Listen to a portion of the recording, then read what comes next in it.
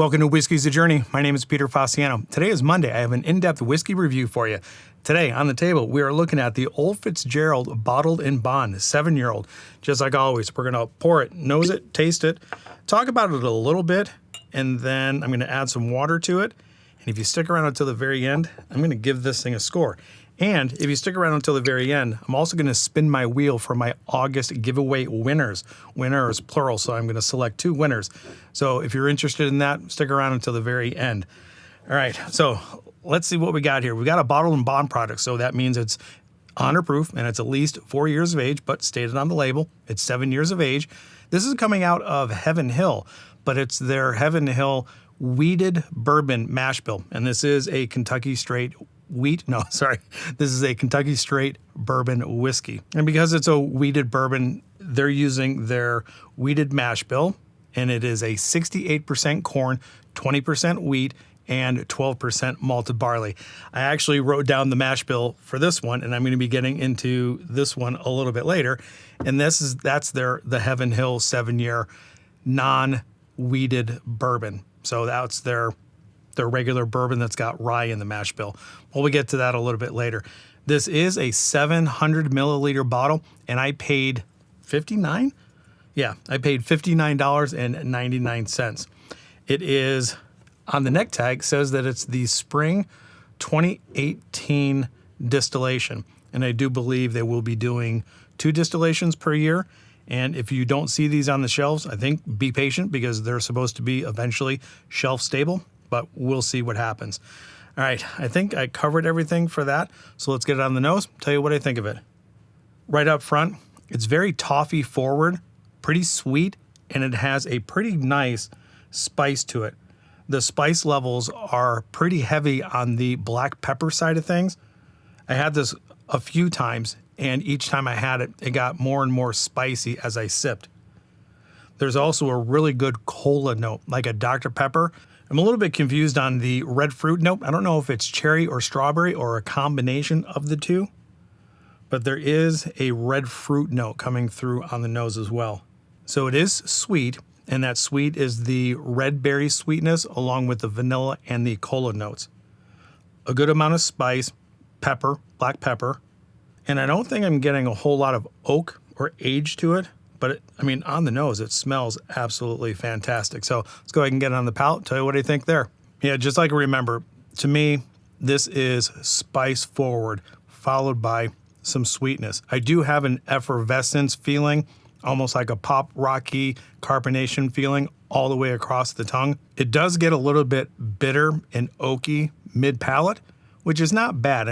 I like a little bit of oak bitterness to a certain point, and I think, again, this is like most bourbons that I drink, get to a certain point, but they don't go over and above the bitterness level that I like. On that first sip, I'm not getting a whole lot of cherry or strawberry or vanilla notes. That cola flavor is not there on the palate that I was getting on the nose. Again, first sip, I've got to acclimate to this because I think the spice that this comes across with and a little bit of that oak bitterness is a little bit dominating on that first sip. It's been my experience with this bottle that it gets better as it opens up.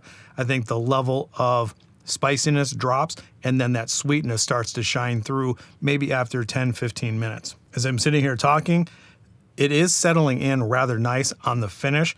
There is some toffee notes, that butterscotch note, a little bit of vanilla is kind of shining through. So maybe it's turning that corner of sweetness on the finish, but on the very front, it's spicy to me. If you've had this, if you've seen it in your area and you've picked up a bottle, let me know what you think of it in the comments down below. Are they starting to appear more and more on the shelves, or are they still pretty difficult to find? What is your area and how much are you paying for these? All right, that was the first sip. Not really a whole lot of development happening other than the spice and the vanilla sweetness on the very back end, but let's go ahead and get a second sip in and then add some water to this. Talk about the 2 different versions of their 7-year bottled in bond, and then we'll give this thing a score. I actually might even give the Heaven Hill bottled in bond, I might give this thing a score as well. So let's get that second sip down. Cheers, everybody. All right, second sip, that's where that oak is kicking in. The effervescence is still there, the spice is still there, and now that cherry, strawberry sweet note is starting to creep in a little bit sooner than waiting for it to appear on the finish. That vanilla note is still there, caramely, and I would say that soda note, that flat soda note, you know, heavy caramel, heavy vanilla, a little bit of spice, that's kind of dancing around a little bit. Second sip, much better than the first one. And I knew that was probably going to happen going into this review. Again, it's just been my experience with this bottle. It opens up the longer that you let it sit. I wouldn't say that there is much development past those initial notes that I have mentioned.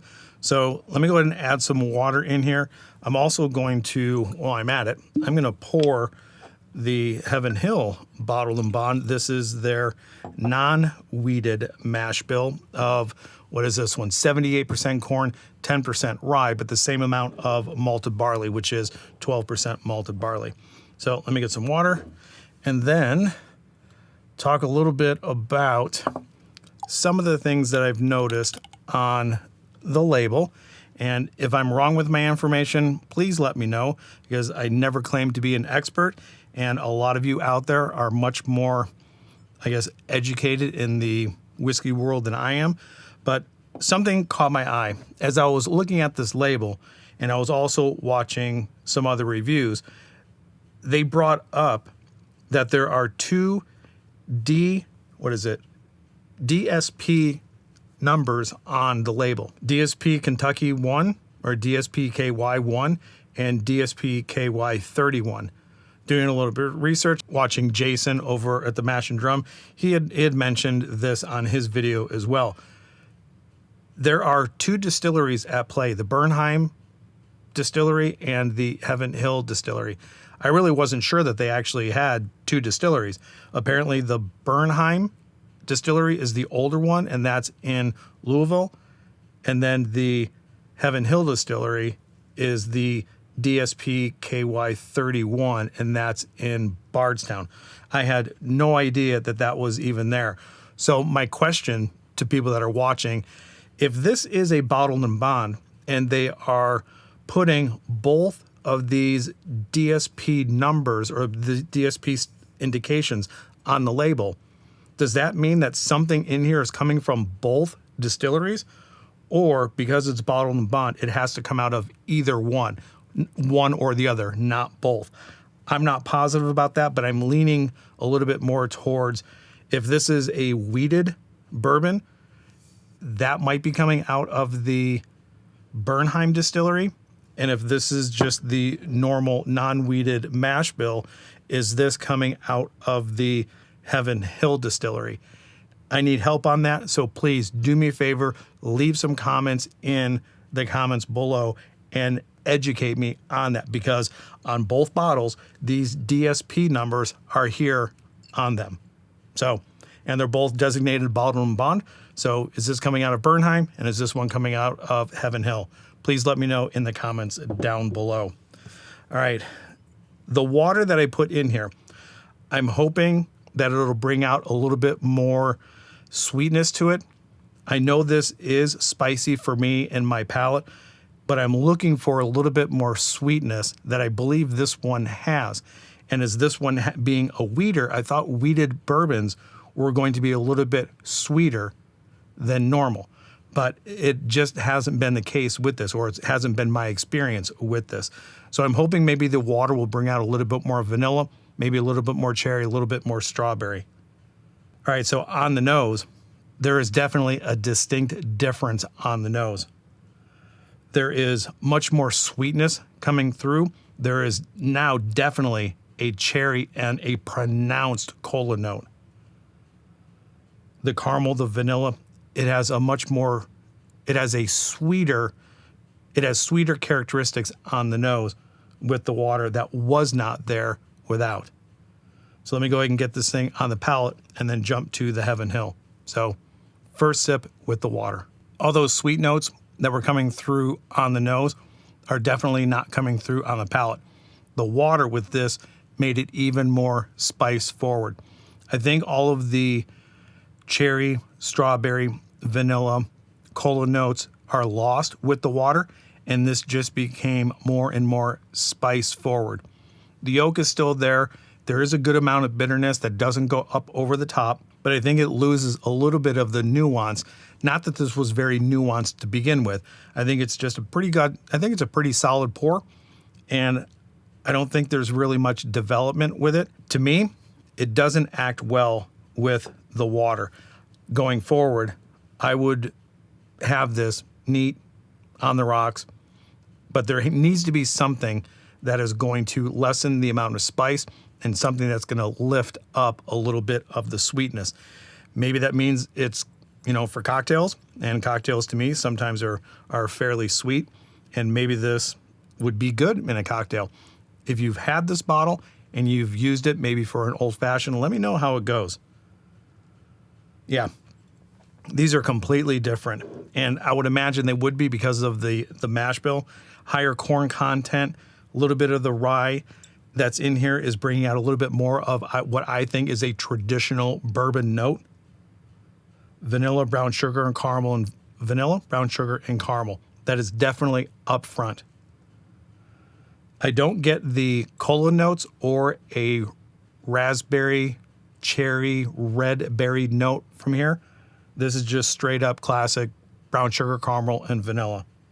All right, let me get the Heaven Hill 7-year bottle and bond on the palate. Yeah, it's night and day how much different these hit the palate. The Old Fitzgerald hits the palate with that very upfront spicy note right behind that with the cola. And this is just evenly coated all the way across the palate from arrival to mid-palate to finish. It's even, sweet with a slight amount of spice. I think, and this was obviously my first sip, I haven't had this in a while, but my initial reaction is I like this because it's not as dominant spice forward than this is. It's more of a traditional bourbon taste that I kind of am gravitating towards, because if you've been here for a while, you already know this is coming. I really do like a balance of sweet and spice. And for my palate, each time I've had this bottle, it has come across more spice forward than sweet, and it's just out of balance. This, even though it's not a fantastic bottle, it does have a better balance for me and my palate of sweet and spice. I think they both have the same level of complexity. I don't think they're very deep and rich with flavors. I think what they offer is just slightly different. Again, I'm sure you're tired of hearing me say this, good balance of sweet and spice, too spice forward for my palate. If you've had either of these, if you've compared them, let me know how they compare in the comments down below. I am immediately going to throw these two into my blind sample pool, and then when they pop up, hopefully what I'm getting now, well, actually, I'm not hoping for anything. I just want to see what they are when I taste them blind. So I guess the only other thing left to do before I spin the wheel to figure out my winners this month is to give the Old Fitzgerald 7 a score. If you're new here, I rate everything out of 5 stars. Based on my palate and my palate preferences, I don't think that this is really suiting what I'm looking for in a bourbon. And I really thought that being a wheated bourbon, or at least a wheated mash bill, it would be a little bit sweeter than it was. So maybe going into it, I was expecting something completely different. And because I got something completely different of what I thought I was going to get, that's going to knock it down on my rating scale a little bit.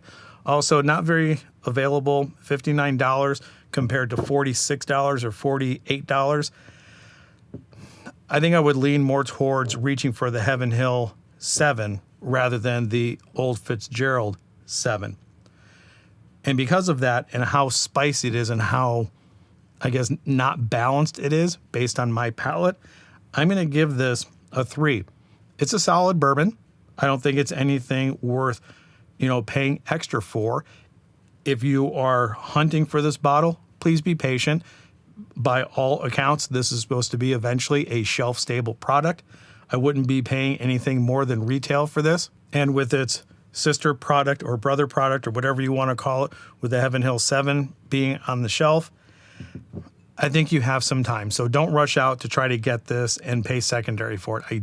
Me personally, I wouldn't do that. All right, so let me go ahead and just clear all this stuff out of here. and then move on to my August giveaway. All right, with all that cleared out of the way, I had to check my text messages. I don't know if you heard my phone going off during the review. I'm shooting this on Sunday night.